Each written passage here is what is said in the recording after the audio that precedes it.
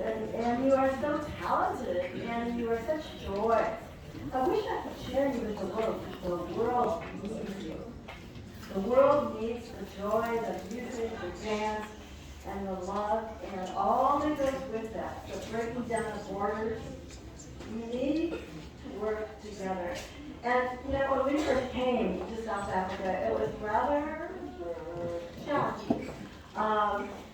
Amy lost her life in August, and in October, a few months later, we were invited by the University of Western Cape, by the ANC, and by, I guess, the city of Cape Town.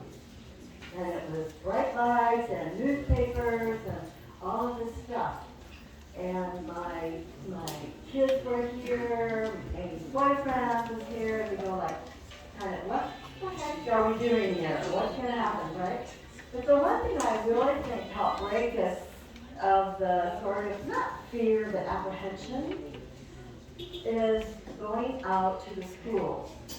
And all these kids in these major areas, big areas, schools, and Google-Green College, and we were greeted formally by principals and teachers, but then the kids performed and opened the world up to my whole family. And now it's bringing it back to me once again and giving me that joy and reconnecting me with a lot of people, a lot of friends. I can't even go around and tell you how many faces I know and some I don't know. But what a celebration. And it's not just for me, it's for all of us.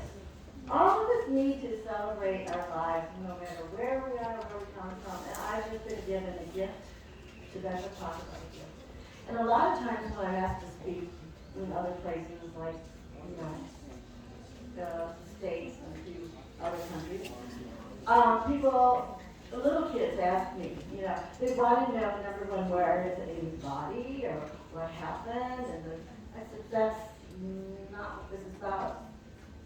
Amy gave me a gift as her mom, and I tell these kids, do you ever get a gift that you don't want? You want to return it, but you can't return it, and now you can't return it because you get gift cards, so you don't even have choice. But really, a gift is a gift that keeps on giving. It is an old quote, and I'll say that's what this is about. And I love seeing the new generation, and I love to see the talent. I have a granddaughter studying dance at the University of New York, NYU, paying a lot of money to learn how to dance. Well, she knew how to dance, but she's a choreographer as well. And she would like to come, but she couldn't come because they started school already. But I'm going to bring her, and she's going to work with you and take photos and share some of this with you because she's been wanting to do. Her name is Remy. So we were just talking. Remy had wanted to come here, and I'm so sorry she's not here because she's another generation and another generation. We've got to keep those generations going, right? Okay? And I do want to, there's so many people I'd like to acknowledge, old friends from different situations in South Africa, students. Some of you have been to America with me. Yeah, Lucky and Penny went to school, and Morello was here. Some of you, but the two people that I had this day came to America with me, and the first time they got on the plane, it was interesting. Easy had to go to the Louvre. He had never flown before across the ocean. In New York City, they came for an event. It was the psychological convention, and it was right after our September 11th, and people were in pain in New York City, and they brought this psychological group to come, and they asked me to come. Well, they asked me and my husband to come, but Peter had passed on. And so they wanted East and Tobacco to come. And it was New York City, and you guys had never really flown, and they hadn't spoken to groups. I don't think Tobacco, I've never heard him speak that much, when he comes to the States. But the funniest thing, we started walking around New New York City together. One walked in front of me. Who walked in front of me? Easy or tobacco? One of you walked in front of me, and one of you walked behind me. And I'm like, why don't you walk beside me? Guess what? They were protecting me. We went to a club one night, and we thought they would be fun. Joanna was there. And we thought that it might be fun to take her to a kind of a younger nightclub in New York City. They walked around, they looked around, and they finally said, we gotta go, we gotta go. I said, why didn't you like it? And they said, the youth is there, and when the youth drank, there's gonna be problems. So I thought, oh. You know, it's these little tiny things we learn about other people and how I didn't know they were protecting me. I thought they were avoiding me. You know, we have to get down to little nitty-gritty things to understand each other. And that takes a little bit of work.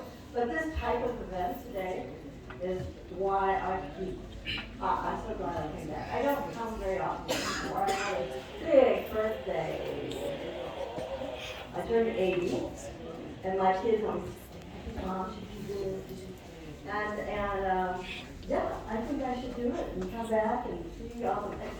You give me the spirit and the youth and the youthful feeling. One other, I can't go on with all the stories because there are many, many fabulous stories. And I think Amy would be here every year among us and say, that's my mom. That's my mom. And I think that was the gift she gave me, to be her mom and have an opportunity to see the sun come out. Anyway, there's one thing I do want to thank many people. I'm tired to go through that. But I think I really have to thank Tobacco. He has done so many things for me in understanding in a very unique way. I think we had Easy with us, and we had a learning from Easy and his family background. And we've had many other people. Like he's been to America. I mean, yes. How many people have been to America with me here that are here today? There are a few. Yes. And I appreciate you all and all that you have done. But I think when Tobacco suggested we do a celebration like this, I see him with joy. He wasn't the Tobacco I saw at the Amnesty hearing. He sat in a chair. He didn't look up. He didn't defend himself. He just sat there. And as he evolved, and I've been to the States and we've talked about that publicly at universities and a lot of other things. His insights to me and my late husband Peter, and I know you all miss Peter, you guys, because he became your guru, and he loved you, and he wanted you to have a better life. And I think he was on his way with a lot of his ideas. And when you guys came to our office and said you wanted some help with your youth group and to do some things and what you've already done, it was like another door open for him. Because I think he struggled a little differently than the mom. And he had a hard time going by that spot sometimes. But as he got used to it and felt about it, I saw this man who kind of always wants to take care of his family, included you guys in his family. So you're a part of your family, whether you want to be or not. But Tobacco has been generous with his time, his effort, and his humility to actually put this program together, talk to you about forgiveness. It's a complicated thing. Forgiveness is complicated, but it's also very simple. You have to have, I think, dialogue. You have to smile at each other. You can't always always just write about these ideas. You have to actually touch and feel. And with that, you really become human. And if the God says something, but what He wants for us is a better life on earth as you believe. And you find it in your own way. But I struggled with some of the religions recently because in America there's a lot of people who claim to be Christians. I don't feel this Christian spirit in them, particularly that's permeated in politics and all that. We won't get into that. But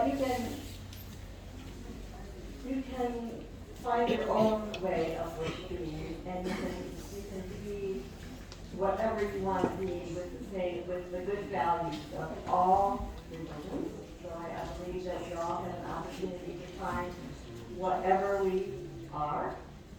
I mean, we have all kinds of religions in this world.